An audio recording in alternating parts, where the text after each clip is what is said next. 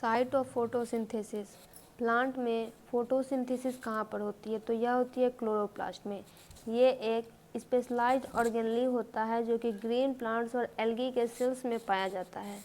Chloroplast में थैलाकोइड membrane एक specific structure होते हैं जहाँ पे कि फोटोसिंथेसिस का लाइट डिपेंडेंट रिएक्शन होता है। इसके कुछ की कंपोनेंट होते हैं। तो पहला होता है क्लोरोप्लास्ट।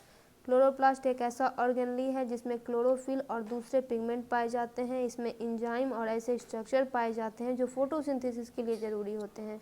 फिर होता है थैलाकोइड मेम्ब्रेन। ये चपटी सी डिस्क लाइक स्ट्रक्चर होती है, ये क्लोरोप्लास्ट में होती है, जहाँ पे लाइट डिपेंडेंट रिएक्शन होते हैं।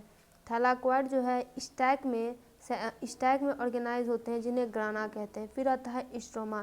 थैलाकोइड के चारों तरफ फ्लूइड फिल्ड स्पेस होता है। ये जो स्ट्रोमा है ये थैलाकोइड को घेरे हुए रहते हैं।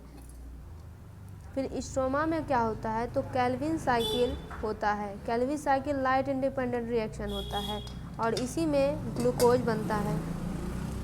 फोटोसिंथेसिस प्रोसेस क्या होती है? तो ये लाइट डिपेंडेंट रिएक्शन है।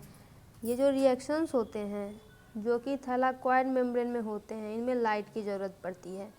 क्लोरोफिल लाइट एनर्जी को एब्जॉर्ब करता है जो इलेक्ट्रॉन को एक्साइट करता है। उसके बाद ऐसा बहुत सारा रिएक्शन होता है जिसमें कि एटीपी और एनएडीपीएच प्रोड्यूस होता है। इसी में oxygen as a by product release होता है। कैसे? तो स्प्लिटिंग ऑफ वाटर मॉलिक्यूल से।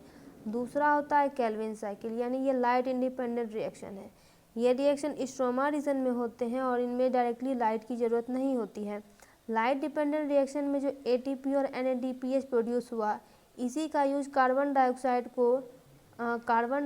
को कन्वर्ट करके ग्लूकोज बनाया जाएगा, यानी to convert carbon dioxide into glucose.